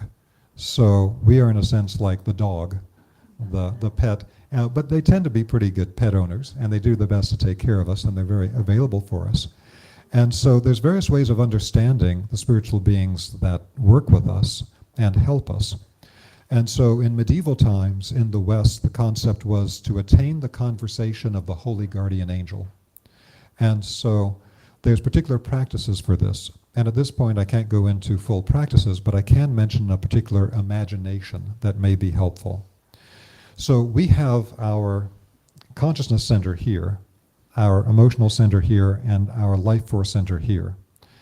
The guardian angel connects to us shifted 1 level up.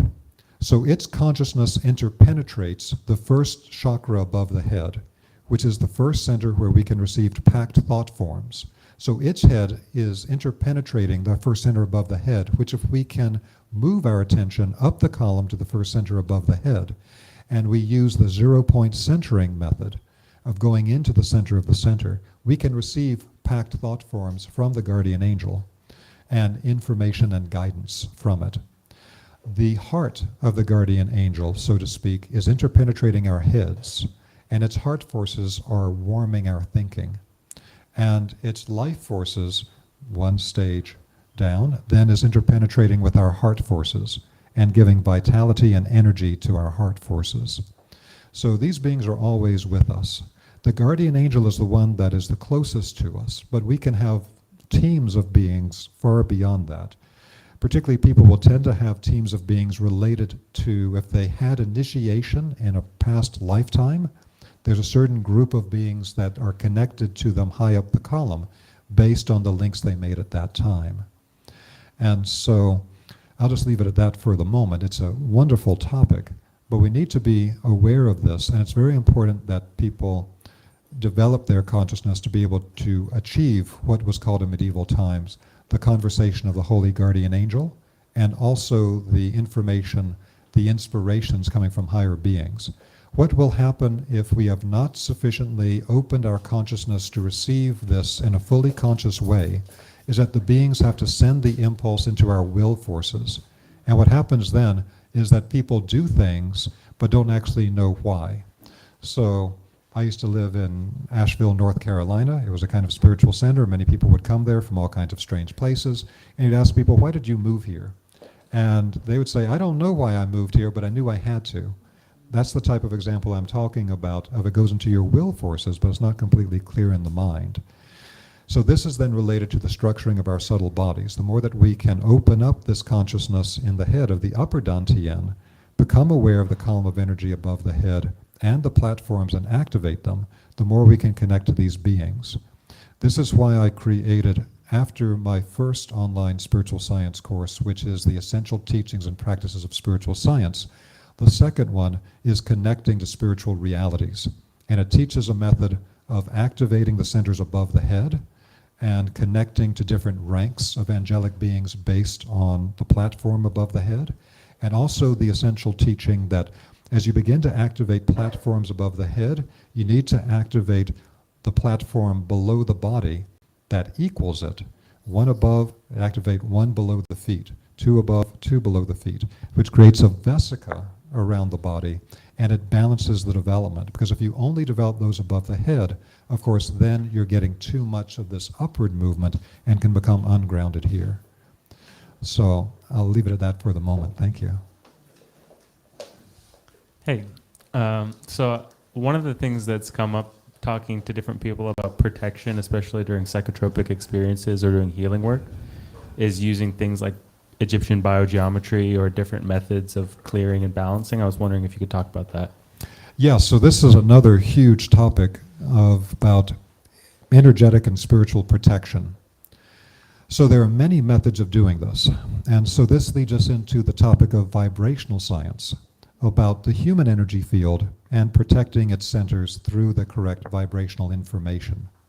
So in biogeometry, we go into detail on 12 different qualities of energy, 12 core vibrations that all have different functional powers in the world. They're related to expressions in the planes of creation, but beyond all of them, because all of these are polarized energies. One will activate energy, one will sedate energy, these types of things. But beyond all of them is the energy of the center. The energy of the center is connected to the divine plane. That's an energy that most people don't have a clear definition of, and probably biogeometry is the clearest body of work describing that energy of the divine plane, how it manifests in physical space, how it manifests in the physical body, and practical methods to be able to detect, measure, direct, and apply it in the physical world. So this is one of the most important energies, what's called the BG3 energy in biogeometry. And so this can be linked to things that have that very powerful beneficial energy. So it's related to certain designs in geometry. So connected to the concept of sacred geometry, but this being specifically Egyptian biogeometry. So things like the medallion that you're wearing, etc., they have particular patterns to help to create a concentration of this energy. So there's things that we can do to activate it in the physical body. There are things we can wear on the body to protect it. That's the whole foundation of amulets and things in the ancient world. There are things we can do to activate it in our space. And so one of the best ways that we could do this in a more complete context than I can fully get into context with here, and it's more what's in the biogeometry courses, is that we would activate the power spots in the local region that we're in. And by that, it doesn't have to be going out miles to something external, which may be the largest power spot in the area. We can find power spots in very small locations around us. So we teach a method in biogeometry to be able to detect these mini power spots. And the classical method would be to put a quartz crystal on it, because quartz crystal acts as an amplifier, and that's why they have the menhirs in the ancient world, and why they use quartz-bearing stones on spots with pyramids and things like that. It amplifies the power spot. Now, this is also connected to why if you go into some Tibetan Buddhist temples, it's ringed with large points of quartz crystal. It acts as an amplifier. So there's ways to activate the energy and to protect the energy in the location. So that would be what comes first. There are also methods to bring in spiritual help. There's many methods for this, but one method is to provide an anchor for a vertical column of energy to ground in, which I call the mass stone method, usually a large quartz-bearing stone that anchors this. But you can also create a template for beneficial beings to work through by having a large fire source, because spiritual beings can also operate through a fire, so that even something as simple as a candle, like the flame becomes something that non-physical beings can operate through. And there's other methods as well. This can get quite involved. So making sure that the space is properly worked on, making sure that the person is prepared, the body is physically clean, you haven't consumed tamasic, heavy, unclean food really recently, which the system would have to struggle with when you increase its vibration with the psychotropics. It's somewhat purified beforehand. You have the things in your own consciousness to work with that's going to attune the energy. You're wearing the things on the body that are beneficial. There's many different layers to it. But this is also connected to where every human being has this divine energy in every chakra and every acupuncture point of the body. We also manifest it through our entire energy field. Anytime we do sincere blessing or prayer, we create a very strong concentration of it in our field, which is why classically people who were in spiritual trouble were told to pray without ceasing, because during the act of true prayer, you are connecting to the divine plane, and that energy will protect and fill out the entire energy field. That's probably all I can say right now, because then we start to get into very technical information. What do you think dictates the cyclical nature of the expansion and contraction of the etheric body? I believe that is connected to the core mechanism of all life, which Wilhelm Reich described as the core pulsation. He looked at very fundamental biological life forms like paramecium, and if you look at his studies from the 20s and 30s, he looked at the way that even inorganic life can begin to become organic life through adding in a pulsation. Basically, whenever we are manifesting something on the physical plane, that oneness of the divine plane has to split into two, and that two will become various types of polarized forces. One way that the principle of polarized forces making possible life energy and movement from one pole to another in a cycle is through inhalation, exhalation, expansion, contraction. You see it all through biological life. And so the fundamental aspect of our own energy centers is directly related to expansion, contraction, to the pulsation of the heart, expansion, contraction, the lungs breathing in and breathing out, expansion, contraction. It also then becomes part of the biorhythms in the human body. So that would be my very simple beginning answer for that. Mm-hmm. Okay. Thinking through this and having Eastern philosophy background and Yes. going to the four yugas, and the cyclical nature of consciousness in the yugas and their timeline associated with it. And now knowing that the precession of Earth and the time that it takes to go around our galactic center is in line with the yuga calendar, what it seems to me, because just around when I was born, according to science, we're now the rotational speed of Earth is increasing, which is actually in accordance with the yuga calendar, and it looks like we're at like the 6 o'clock mark and moving towards 12 o'clock in a progressive state of consciousness. So when you look at it this way, and you realize that we're moving as a solar system, we're moving in a cyclical, elliptical fashion around our galactic center. So we're actually getting closer to our galactic center now, and that's the increase in our rotational speed around our sun, which is essentially what dictates the energetic capacity of our solar system. So I'm seeing a correlation between our state of consciousness and the actual capacity of our solar system itself, which is increasing at every moment that I'm speaking now. And when you apply the inverse square law to this, it's non-linear in fashion as well. So as we're getting closer, the increase in the potential for the complexity of consciousness is exponentially expanding. Would you agree with that?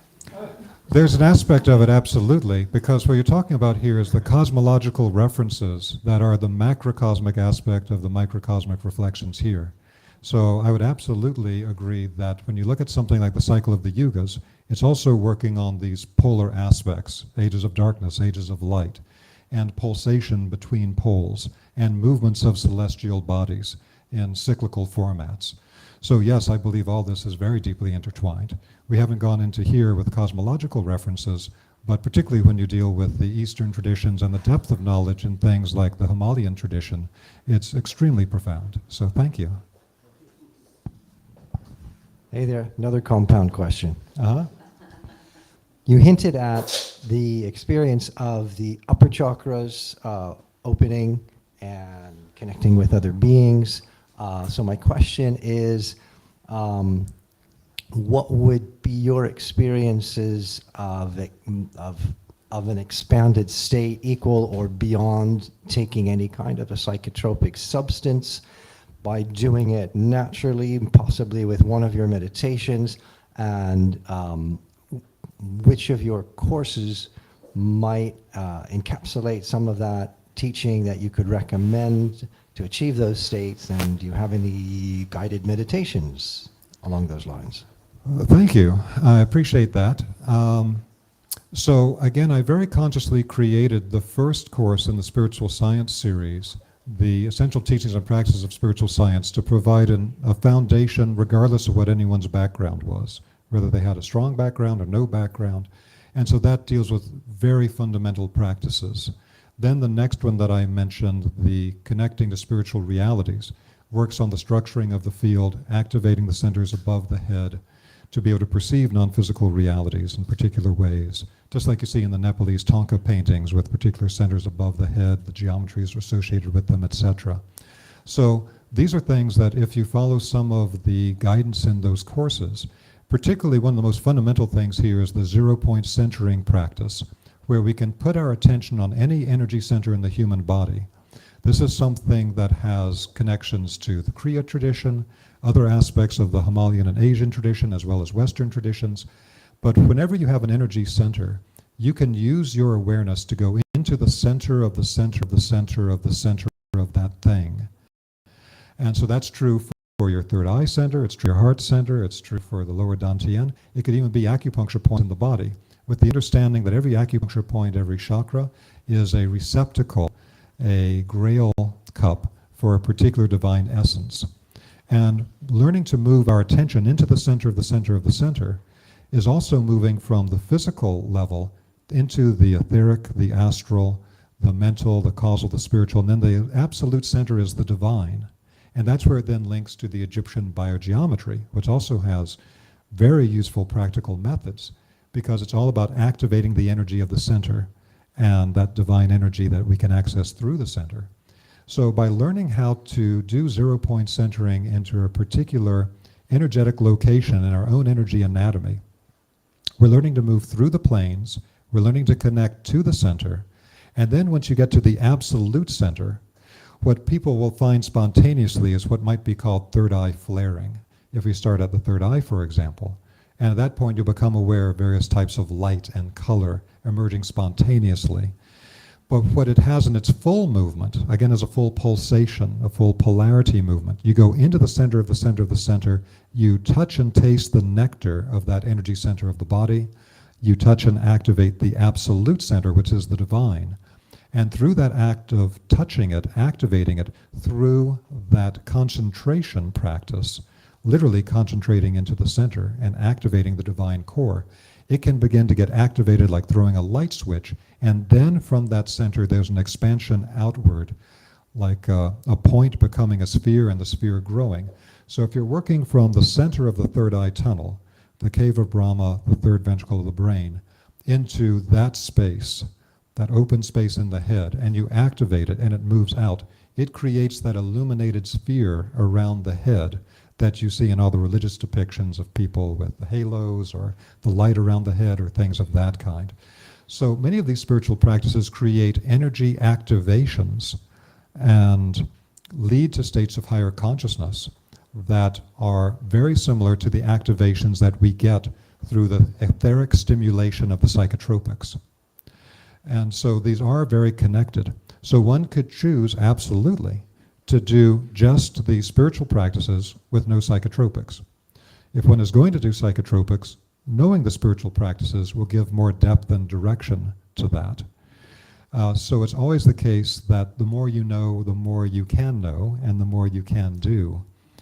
And so I'd probably leave it at that. Again, there's so many things that you could potentially do for activating the human energy system. And again, my basic perspective is that we tend to talk a lot today about healing, and healing is very important, but healing is not the end in itself. Healing is becoming coherent, becoming whole. So healing is the first stage. When you've become somewhat coherent, you can then move to the next stage, which is activation, where you're activating the energy centers.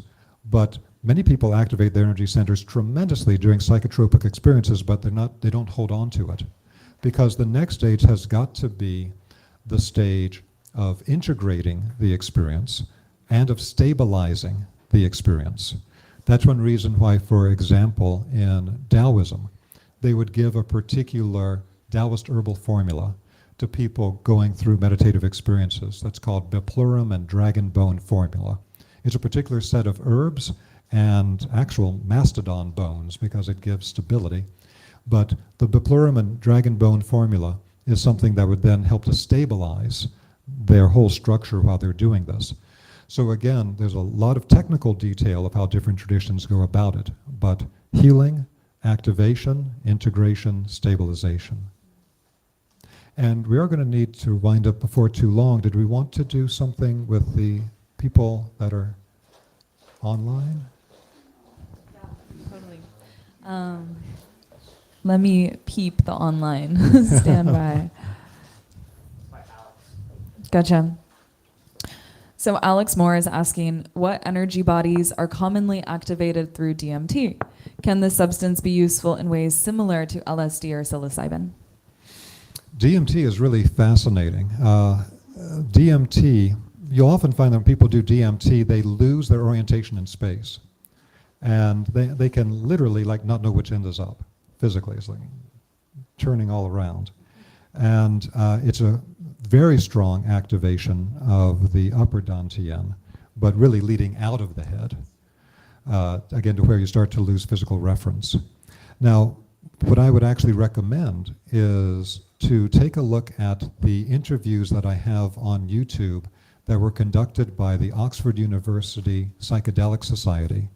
They did 2 interviews with myself and another fellow who runs the Qualia Institute for Psychedelic Research. And what he gave in these presentations, particularly in one of the 2 presentations, was his mapping of DMT experience. And it's absolutely fascinating because he was able to identify, according to dosage, the doors you go through and the key experiences people have based on dosage at every stage of DMT experience, which was totally fascinating. And so then when it came to be my part of it, I showed him there was a direct correlation between the stages he found through empirical study of the DMT experience and the movement through the 7 planes that we know from esoteric work. Because in a sense, the movement through the planes going deeper and deeper with the increased amounts of dosage were being mirrored in what people were describing. So like, for example, at the higher levels, you begin to encounter not like the clockwork robot toy beings or things like that of a lower level, but at the higher level, you start getting toward like the spiritual plane level and things like that. And the beings you encounter of that level is what you would expect from the spiritual plane level. So I highly recommend to look more deeply into this question on DMT, to look at the Qualia Institute. I believe it's Qualia online, my friend that runs that, and to the interviews with the two of us from the Oxford Psychedelic Society on YouTube. Amazing. Thank you. Yes. And thank you, audience, for your wonderful questions. I have 2 to 3 final questions for you that we're going to do rapid fire style. And Okay. Keep it quick and short. And the first is, if you could have a psychotropic experience with anyone, dead or alive, who would that be? And with what substance? Good Lord. That opens such a wide parameter. Being able to do that rapid fire is a tremendous challenge. Let's see. I think I would have a whale of a good time doing it with the Russian philosopher Gurdjieff. I think we'd have the most amazing time imaginable. And so I'd probably do it with a combination, in this case, of, again, the 3 substances to activate the 3 centers. And so there could be any one of those to activate the upper, the middle, and the lower to a high degree. And if there's an opportunity to do it with Gurdjieff, I wouldn't hold back on the dosage. So take that as far as you can take it if you get that opportunity. Yeah. That's awesome. My next question for you is there a psychotropic or a substance that you haven't yet tried but you hope to? Oh, there's all kinds of psychotropic substances that I haven't tried.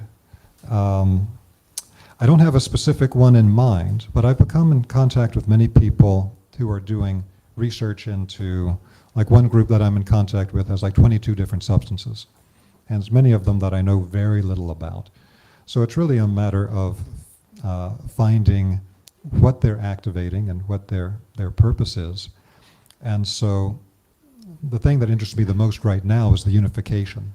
So things that fit into this matrix of how to activate the 3 centers together. I'm sure there's much, much more to be explored there. I mean, if we take a look at the work of Alexander Shulgin and just how much was identified and how much more there is to know about these substances. Yeah, but I don't have a particular one to cite at the moment. Yeah, for sure. And if you are open to it, I would love a glimpse into a very memorable psychotropic experience that you've had. I usually hold back on talking about my psychotropic experiences because it's still a felony in many parts of the country that I spend time in. But hypothetically speaking, if I was to have had a psychotropic experience, then at a very young age, I had a transformative experience where I was with a friend at the ocean, and he said, "Oh, I've got this thing." And I had never done anything other than cannabis up to that point. I said, "Oh, what is it?" And he told me a little bit about it. And I'd known him for a lot of years, so okay, we did it at the beach. So anyway, 3 hours later, I'm standing, I'm not very old, I'm like 12, 13, something like that. And I'm like standing in the middle of the ocean. And I'm literally just standing in the middle of the ocean, laughing uproariously with like pure divine joy, looking up at the sun, feeling the waves come in. And I'm doing this for like a few hours until my friend says to me, "You know, you're looking extremely conspicuous out here." Just like looking at the sun and laughing for hours. But it really was something that initiated for me at a young age an opening, a deconstruction for alternative states of consciousness, and then wanting to understand that in a deeper sense. So, you know, your first time is always very important in all types of experiences. So I would cite that as something that was quite transformative and opened up new worlds. Hypothetically. Hypothetically, if it was to have happened, yes. Well, thank you for sharing that and for all that you've shared tonight. It's really been a joy and an honor to sit with you and share this conversation. So thank you, and I hope there to be a next time. Wonderful. Thank you so much. It's great to be here. Thank you all for coming. Thank you.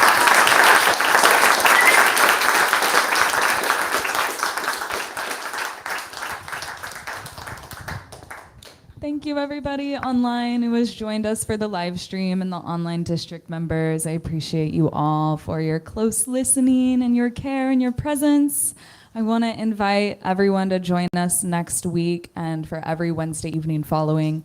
You know where to find us. We have a new guest and sometimes not a guest. Sometimes it's a film screening or a roundtable discussion. So check out the events on the district site. And that's all for now. Hope to see you the next time.